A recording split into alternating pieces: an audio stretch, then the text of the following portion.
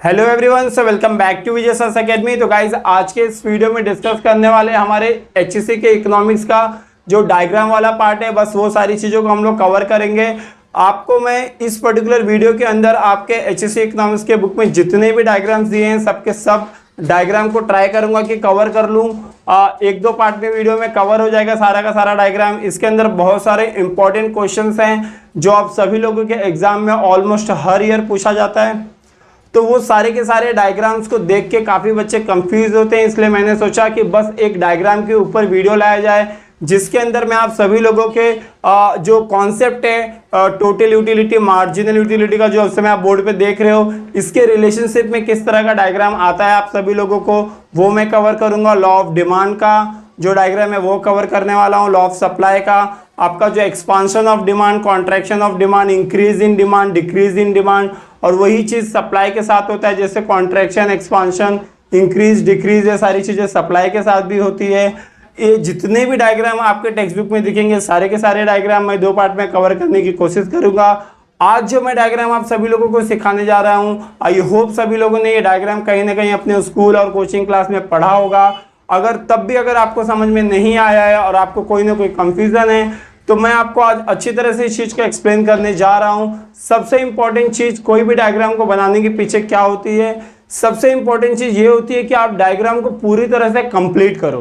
क्योंकि बहुत बार ऐसा होता है कि बच्चे डायग्राम बना तो लेते हैं बट उसको पूरी तरह से कवर नहीं करते और हर एक पॉइंट को वहाँ पे लिखते नहीं हैं, जिस वजह से उनके मार्क्स कट होते हैं।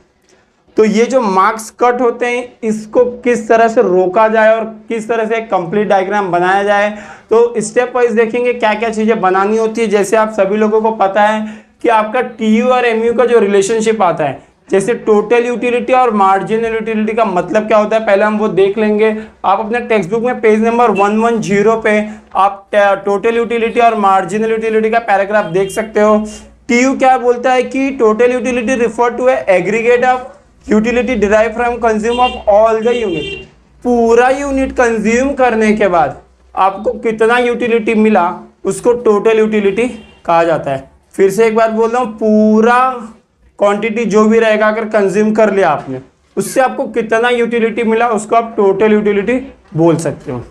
वहीं पे मार्जिनल का मतलब क्या होता है, वन एक्स्ट्रा यूनिट, जो आपको एक एक्स्ट्रा यूनिट खाने के बाद जितना यूटिलिटी मिला उसे मार्जिनल यूटिलिटी कहा जाता है। वन एक्स्ट्रा यूनिट, ये वर्ड याद रखना, ये लाइन याद रखना।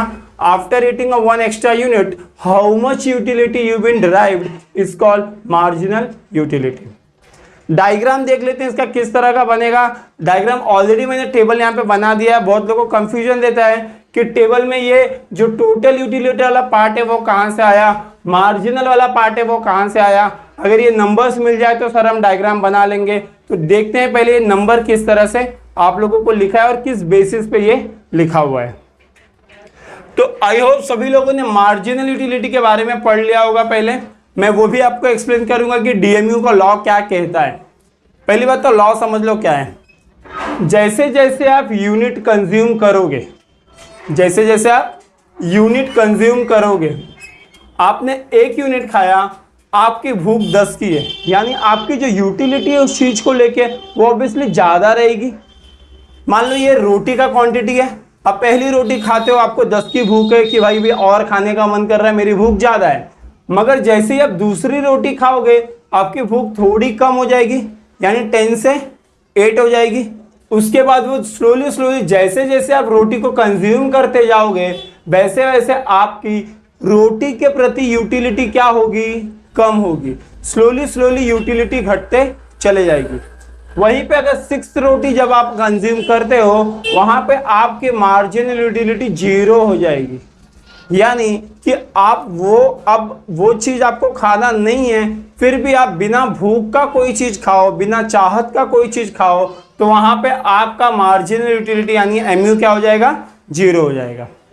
लेकिन अगर उसके बाद भी आपको खिलाई जाए चीजें तो आपका मार्जिनल यूटिलिटी जो है वो नेगेटिव में चला जाता है। आपको अब खाने की कोई भी इच्छा नहीं है, फिर भी आपको चीजें खिलाई जा रही हैं, यानी आपका एमयू क्या हो जाएगा, नेगेटिव हो जाएगा। एमयू क्या हो जाएगा, नेगेटिव हो जाएगा, याद रखना।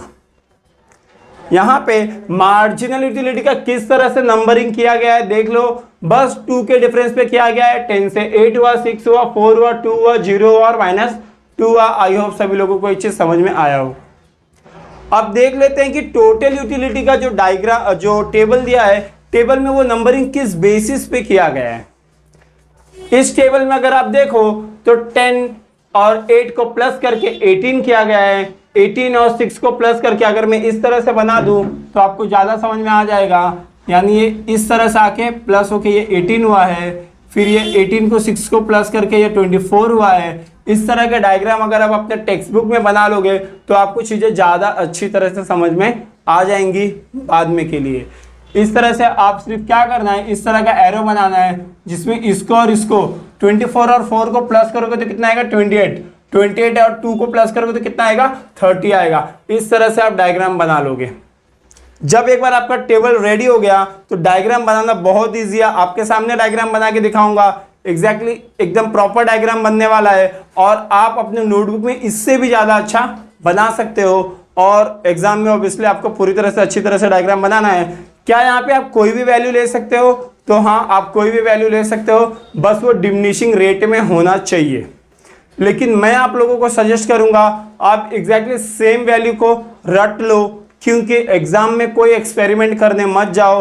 कोई चीज़ जो आप लोगों को श्योर शॉट पता है उसको पूरी तरह से रट के सेम वैल्यू लिखो ताकि आपका टाइम बच सके एग्जाम में। और भी बहुत सारे काम होंगे, जैसे अंडरलाइन करना, पेपर को अच्छी तरह से डेकोरेट करना ताकि आपको एक अच्छा मार्क्स मिल सके। डेकोरेशन का मतलब वहाँ पे आपको लाइक फ्लावर्स वगैरह नहीं बनाने, बट किस तरह से इंपॉर्टेंट पॉइंट को अंडरलाइन करना, वो सारी चीज़ें मैं how to write HSC paper वाली वीडियो में ऑलरेडी मैंने कवर किया हुआ है। उसके ऊपर मैं वापस से वीडियो आप सभी लोगों के लिए लेके आऊँगा। इंपॉर्टेंट वीडियो की सीरीज भी लेके आऊँगा जो OC SP इको में क्या क्या इंपॉर्टेंट क्वेश्चन आप सभी लोगों को बोर्ड में आ सकते हैं, उसके बारे में भी आप लोगों के लिए वीडियो लाऊंगा। तो प्लीज़ चैनल को सब्सक्राइब कर लेना और बेल आइकन को प्रेस कर देना ताकि नेक्स्ट टाइम जब भी वीडियो लाऊं आप सभी लोगों को नोटिफिकेशन आ जाए। तो अब क्या करेंगे, यहाँ पे फर्स्ट यूनिट पे देखो तो पहले हम MU कर्व बनाएंगे। MU कर्व, MU के देखोगे तो हमेशा वो नीचे की तरफ आता है, बाद में नेगेटिव क्वाड्रेंट में चला जाएगा। बाद में वो कहाँ चला जाएगा, नेगेटिव क्वाड्रेंट में चला जाएगा। तो हम लोग अभी फोकस रखेंगे किस पे, MU कर्व पे। Very first unit MU is 10, तो 8 और 12 के बीच में क्या आएगा 10, तो 10 पे फर्स्ट यूनिट पे हमने एक डॉट मार दिया। सेकंड क्या है, सेकंड है 8, सेकंड 8 पे हम क्या करेंगे एक डॉट पुट आउट करेंगे। थर्ड क्या है 6, 6 पे हम 6 कहाँ पे आएगा, 8 और 4 के बीच में 6 आएगा, तो थर्ड हम कहाँ करेंगे पॉइंट आउट, 8 और 4 के बीच में। उसके बाद हम कहाँ पे जाएंगे, फोर्थ यूनिट पे फोर्थ है, फोर्थ यूनिट पे फोर्थ है, यानी आपका 4 पे 4 यहाँ पे आएगा। अगला आपका यूनिट जो है वो 2 है, यानी 0 और 4 के बीच में 2 आएगा, तो 0 और 4 के बीच में यहाँ 2 है। आपको वो लिखना नहीं है, वो चीज़ें इमेजिन होती हैं, क्योंकि ग्राफ पेपर आप लोगों को एग्जाम में नहीं मिलेगा, तो आपको एक इमेजिन करना पड़ेगा कि इन दोनों के बीच में भी एक पॉइंट है, तो एक प्रॉपर डायग्राम आपका बन के आएगा। तो दूसरा आप क्या करोगे, यहाँ पे एक टिक कर दोगे। तीसरा आपका 0, 6th यूनिट पे देख लो यहाँ पे 0 है, तो 6th यूनिट पे आपका 0 वाले पॉइंट पे आपका एक टिक आएगा। उसके बाद -2 पे आएगा, -2, यानी -4 और 0 के बीच में यहाँ पे क्या आएगा, छोटा सा आप लिख सकते हो -2 पे आप जाके एक टिक मार दोगे। यानी जब इस लाइन को इस तरह से आप ज्वाइन करोगे, आप स्केल रख के स्ट्रेट ज्वाइन कर सकते हो, ये कुछ इस तरह का डायग्राम आपको दिखना चालू हो जाएगा। बहुत बच्चे एक चीज भूल जाते हैं, यहाँ पे आने के बाद आपको एक शेडेड रीजन बनानी होती है। यहाँ पे आने के बाद एक शेडेड रीजन बनानी होती है, और इस रीजन को क्या बोलते हैं, इस रीजन को बोलते हैं डिस यूटिलिटी। क्या बोलते हैं, डिस यूटिलिटी। आपके टेक्स्ट बुक में लिखा हुआ है, अगर आपको बोर्ड पे विजिबल नहीं है तो प्लीज टेक्स्ट बुक में आप देख लेना। इसको डिस यूटिलिटी वाला पॉइंट बोला जाता है, जो ब्लैक पॉइंट में होता है, ब्लैक शेडेड एरिया होता है। देख लेते हैं TU वाला कैसे बनेगा। TU वाले में हम क्या करेंगे, पहले 10 है, 10 के बाद क्या है दूसरा 18, 18 देखो 16 और 20 के बीच में आएगा, यानी आप यहाँ पे एक टिक कर सकते हो 18, 18 के बाद क्या है 24, 24 थर्ड वाला यहाँ पे टिक आएगा। फिर क्या है 28, 28 आपका यहाँ पे टिक आएगा। उसके बाद क्या है 30 जो इसके बीच में आएगा, 30 बीच में आएगा, तो 30 कहाँ पे आएगा, 30 यहाँ पे आएगा। दूसरा उसके बाद वाला भी यूनिट 30 है, तो आप उसको भी 30 कर सकते हो। बाद में वो डिक्रीज होकर 28 पे आ गया, वापस से 28 के स्ट्रेट में इसके सामने एक 7th वाला 6 यूनिट के सामने आप मार सकते हो एक पॉइंट, जो कि आपका कुछ इस तरह से डॉट दिखेगा। तो आपने देखा, बस इसको डॉट को अगर आप टच कर दोगे, सारे के सारे डॉट को आप कनेक्ट कर दोगे, तो आपका डायग्राम बन के रेडी हो जाएगा।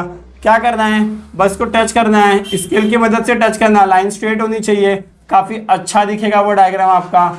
अब आपने एक चीज ऑब्जर्व किया होगा कि टीयू का जो कर्व है, पहले तो वो इंक्रीज हुआ, फिर वो स्टेबल हुआ, फिर वो डिमिनिश हो रहा है, फिर वो नीचे आ रहा है। तो जब आप एक्सप्लेनेशन लिखोगे, अभी तो मैं एक्सप्लेनेशन कवर नहीं कर रहा हूं, लेकिन एक्सप्लेनेशन ऑलरेडी मैंने दिया हुआ है अपने प्रीवियस वीडियोस में, जो आप प्लेलिस्ट जाके आप चेक करोगे। तो अभी तो बस मैं डायग्राम किस तरह से बनेगा मैंने उसके ऊपर आप लोगों के लिए वीडियो लाया है। उसके बाद क्या करना है, आपको एक स्ट्रेट लाइन मारनी है। तो स्ट्रेट लाइन आपका किस तरह का होगा, इस तरह का कुछ स्ट्रेट लाइन होने वाला है आपका, जो यहाँ से लेके यहाँ तक आएगा, यहाँ से लेके यहाँ तक आएगा। वो लाइन थोड़ी सी डॉटेड होगी, वो लाइन थोड़ी सी डॉटेड होगी, ताकि वो थोड़ी सी अलग दिखे। एक डॉटेड लाइन है। अब ये जो पॉइंट है, ये जो एकदम हाईएस्ट पॉइंट है, इस हाईएस्ट पॉइंट को क्या बोलते हैं, पॉइंट ऑफ सेटिटी। क्या बोलते हैं, पॉइंट ऑफ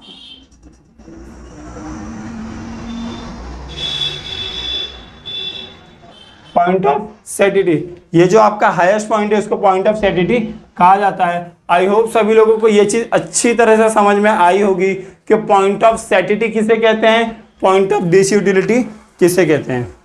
एक यहाँ पे आप इसको लिख सकते हो टीयू कर्व, और इसको लिख सकते हो एमयू कर्व। ये जो आपका कर्व है वो क्या है, एमयू कर्व, ताकि आपको एक कंप्लीट डायग्राम बना लो। आपको मार्क्स डिडक्ट करने हैं, कहीं पे भी उनको मौका मत दो। टेक्स्ट बुक से एक बार क्रॉस चेक करना कि कुछ चीज़ें हम लोग ने मिस आउट की है क्या। जैसे नीचे आपका यूनिट ऑफ कमोडिटी आएगा, यहाँ पे क्या आएगा, यूनिट ऑफ कमोडिटी आएगा, और यहाँ पे क्या आएगा, टीयू एमयू आएगा, टीयू एंड एमयू। तो ये चीजें आपको लिखनी बहुत ज्यादा जरूरी है अगर आपको एक कंप्लीट डायग्राम बनाना है।